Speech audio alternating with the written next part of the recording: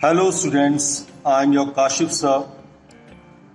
In the last video, we have already studied about the respiration, and in that video, you have seen about the two steps of respiration involves. पहले आपने respiration की process के बारे में जाना था, फिर आपने equation देखा उसकी, फिर उसके जो दो steps होते हैं, breathing में क्या होता है और cellular respiration में क्या होता है. In today's video, we will study about the two types of respiration. कि respiration की two types होती हैं, वो कौन कौन सी होती हैं और कैसे होती हैं. तो two types जैसे कि आप देख पा रहे हैं वीडियो में. The first one is aerobic respiration, और जैसे मैंने लिखा हुआ है कि it takes place in the presence of oxygen.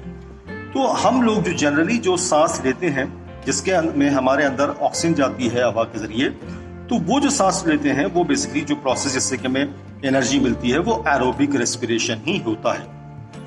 कुछ कंडीशन ऐसी भी होती हैं जिसमें कि हमारे अंदर की कुछ मसल्स हैं जो कि बिना ऑक्सीजन के सांस लेती हैं, या आप कह सकते हैं सांस तो हम नहीं उसको कह सकते प्रॉपरली, हम ये कह सकते हैं कि बिना ऑक्सीजन के उनको बेसिकली एनर्जी मिलती है. और इस तरह का जो रेस्पिरेशन होता है उसको हम कहते हैं एनएरोबिक रेस्पिरेशन. तो अगर हम प्रेजेंस ऑफ ऑक्सीजन में हमें एनर्जी मिल रही है तो एरोबिक रेस्पिरेशन होगा. एब्सेंस ऑफ ऑक्सीजन में अगर किसी भी ऑर्गेनिज्म को एनर्जी मिल रही है तो वो एनएरोबिक रेस्पिरेशन होगा. तो presence of oxygen aerobic respiration, absence of oxygen anaerobic respiration. तो आज की वीडियो में हम लोग एरोबिक रेस्पिरेशन को समझने की कोशिश करेंगे कि ये कैसे होता है. ओके, तो यहां पे जैसे आप देख रहे हैं मैंने लिखा हुआ है कि एरोबिक रेस्पिरेशन में क्या हो रहा है कि here oxidation of food releases energy. Oxidation मतलब कि ऑक्सीजन के साथ में मिलना. तो जब फूड का ऑक्सीजन के साथ में बेसिकली लिंक होता है उसको हम बोलते हैं ऑक्सीडेशन ऑफ फूड, और उस ऑक्सीडेशन ऑफ फूड में एनर्जी रिलीज होती है, और ये एनर्जी जो है बेसिकली 3 स्टेप्स में पूरी होती है. ये एनर्जी रिलीजमेंट जो है वो 3 स्टेप्स में पूरा होता है. तो आप ये कह सकते हो कि एरोबिक रेस्पिरेशन जो है 3 स्टेप्स में पूरा होता है. फर्स्ट स्टेप जो होता है that is glycolysis. First step is glycolysis. Glycolysis में आप जैसे देख रहे हैं लिखा हुआ है occurs in the cytoplasm of cell. तो आप ये तो जान ही रहे हैं, और मैंने आप प्रीवियस वीडियोस में बताया हुआ है कि हमें जो एनर्जी मिलती है वो हमारे सेल के अंदर मिलती है. तो ग्लाइकोलिसिस जो कि एरोबिक रेस्पिरेशन का फर्स्ट स्टेप है, ये कहां पे होता है? सेल के साइटोप्लाज्म. सेल के साइटोप्लाज्म में ये स्टेप होता है, और यहाँ पे हमारे खाने का जो सिंपलेस्ट मॉलिक्यूल है, जैसे हम कहते हैं ग्लूकोज है, वो एक मॉलिक्यूल ऑफ ग्लूकोज जो है कन्वर्ट होता है, मतलब ब्रेकडाउन होता है उसका है 2 मॉलिक्यूल्स ऑफ पायरुवेट. तो 6 कार्बन कंपाउंड ग्लूकोज होता है, 6 कार्बन उसमें होते हैं. तो 1 मॉलिक्यूल ऑफ ग्लूकोज जो है मतलब 6 कार्बन कंपाउंड जो है वो कन्वर्ट होता है 2 मॉलिक्यूल्स ऑफ पायरुवेट में. 2 मॉलिक्यूल्स ऑफ पायरुवेट में बात करें अगर तो 3 कार्बन 3 कार्बन.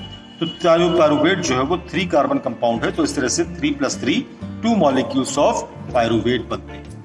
तो इस तरह से ग्लूकोज का पायरुवेट में कन्वर्ट होने पे हमें एटीपी मिलती है, मतलब हमें एनर्जी मिलती है. और ये एनर्जी कितनी होती है?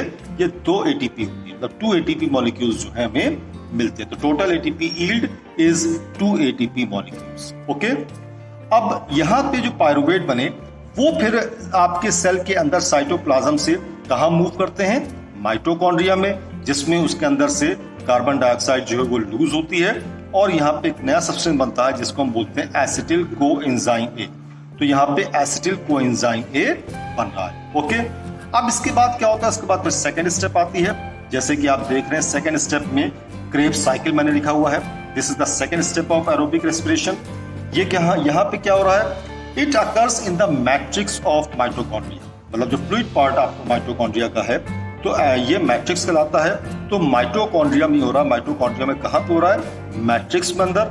यहाँ पे जो एसिटिल कोएंजाइम ए जो बना था वो ऑक्सीडाइज्ड होता है. तो अब यहाँ पे देखिए ऑक्सीजन का काम आता है. तो यहाँ पे ऑक्सीजन से एसिटिल कोएंजाइम ऑक्सीडाइज्ड होता है. इसकी मैंने यहाँ पे देखिए एक इक्वेशन भी लिखी है कि एसिटिल कोएंजाइम ए ऑक्सीजन के साथ में रिएक्ट करेगा, कार्बन डाइऑक्साइड बनेगी, 2 एटीपी मॉलिक्यूल्स बनेंगे, और कुछ हाइड्रोजन कैरियर मॉलिक्यूल्स बनते हैं जो कि NADH और FADH2 कहलाते हैं. NADH और FADH2 ये कहाँ पे हो रहा है? ये हो रहा है मैट्रिक्स ऑफ माइटोकॉन्ड्रिया में. इसको नाम क्या है? इसको नाम दिया गया क्रेब्स साइकिल. तो टोटल एटीपी यहाँ पे कितनी बन रही है? टोटल एटीपी जैसे कि आप देख पा रहे हैं की 2 ATP मॉलिक्यूल्स हमें यहाँ पे भी मिल रहा है। अच्छा, यहाँ पे तो मैंने ये बहुत शॉर्ट में क्रेब्स साइकिल लिखा है as per your syllabus in class 10, लेकिन जब आप क्लास 11th में बायोलॉजी पढ़ोगे तो आपको ये क्रेब्स साइकिल हो गया या उसके ऊपर ग्लाइकोलिसिस हो गया, इसके बाद या थर्ड स्टेप जो ETS आएगी, ये सब एक बहुत लॉन्ग प्रोसेस है और काफ़ी ज़्यादा स्टेप्स को ये इंक्लूड करते हैं। तो वो स्टेप बाय स्टेप जो होगा हम लोग क्लास 11th में सारी चीज़ें डिटेल में पढ़ेंगे कि कैसे कोई एसिटिल कोएंजाइम ए बनी, उसका कैसे ऑक्सीडेशन हुआ, कैसे ATP बनी, कैसे हाइड्रोजन कैरियर मॉलिक्यूल्स बेसिकली आए एग्जिस्ट हुए। तो ये सारी चीज़ें हम लोग क्लास 11th में डिटेल में पढ़ेंगे। अभी फिलहाल क्रेब्स साइकिल में आपको इतना ही समझना है कि मैट्रिक्स में होती है, मैट्रिक्स ऑफ माइटोकॉन्ड्रिया में एसिटिल कोएंजाइम में ऑक्सीडाइज हो जाता है, कार्बन डाइऑक्साइड बनती है, 2 ATP बनते हैं और कुछ हाइड्रोजन कैरियर मॉलिक्यूल्स बनते हैं जो कि NADH और FADH2 कहलाते हैं। टोटल ATP 2 ATP मॉलिक्यूल्स बनते हैं। Okay, now we come to the third step, that is electron transport system, जिसको शॉर्ट में आप ETS कह सकते हैं। इसकी भी एक पर्टिकुलर प्लेस है, ये होती है क्रिस्टी ऑफ माइटोकॉन्ड्रिया। क्रिस्टी जो होता है basically inner membrane of mitochondria होती है, फोल्ड रीजन्स होते हैं माइटोकॉन्ड्रिया के। तो ये इनर मेम्ब्रेन क्रिस्टी में होता है इलेक्ट्रॉन ट्रांसपोर्ट सिस्टम। यहाँ पे जो हाइड्रोजन कैरियर मॉलिक्यूल्स जो बने थे सेकेंड स्टेप क्रेब्स साइकिल में, वो जो होते हैं इलेक्ट्रॉन ट्रांसपोर्ट सिस्टम में ला जाते हैं। ये जो हाई एनर्जी मॉलिक्यूल्स हैं बेसिकली ये ब्रेक डाउन होता है एंड मतलब brought to lower energy levels so that high amount of energy is release. तो ये बेसिकली बहुत ही high energy hydrogen carrier molecules होते हैं, इनका ब्रेकडाउन होता है जिससे कि बहुत हाई एनर्जी रिलीज होती है।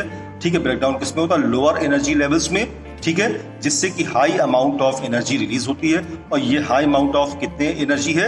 ये 34 ATP टोटल में मिलती है। तो आप यहाँ पे जैसे देख पा रहे हैं कि टोटल ATP यील्ड जो है वो 34 ATP है। तो कहने मतलब यही है कि हाइड्रोजन कैरियर मॉलिक्यूल्स आपको इतना समझ लेना है कि ये हाई एनर्जी मॉलिक्यूल्स होते हैं, इनको ब्रॉड किया था, brought to the lower energy levels. तो ये कहाँ पे लाए जाते हैं? लोअर एनर्जी लेवल्स पे लाते हैं। तो जब हाई एनर्जी से लोअर एनर्जी लेवल पे इनको लाया जाता है, इसको NADH और FADH2 को, तो high amount of energy release होती है और यह हाई अमाउंट ऑफ एनर्जी जो है 34 ATP मॉलिक्यूल्स के रूप में हमें मिलती है। तो टोटल ATP जो है वो 34 ATP मॉलिक्यूल्स है। तो ये तीनों स्टेप्स मिला के इनकी एक ओवरऑल इक्वेशन बनती है।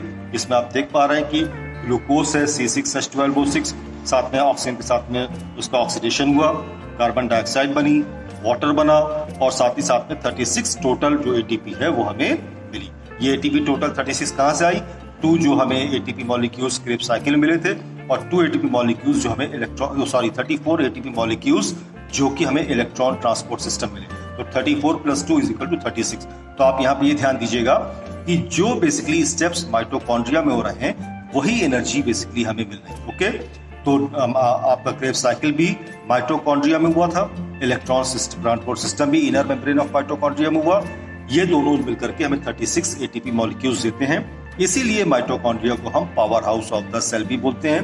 Power house of the cell मतलब कि हमें यहीं से एनर्जी जो है हमारे सेल को मिलती है, जिससे हम डिफरेंट टाइप्स ऑफ एक्टिविटीज को परफॉर्म कर पाते हैं। तो होपफुली आपको ये एरोबिक रेस्पिरेशन शॉर्ट में समझ में आया होगा। इसकी पूरी लॉन्ग प्रोसेस जो है हम लोग क्लास 11th में पढ़ेंगे। अब हम नेक्स्ट वीडियो में एनारोबिक रेस्पिरेशन को समझने की कोशिश करेंगे। हमारे चैनल को सब्सक्राइब कर लीजिए अगर नहीं किया है, शेयर करिए, लाइक करिए, ठीक है, और इन वीडियोस का लाभ उठाते रहिए। Till then have a good day.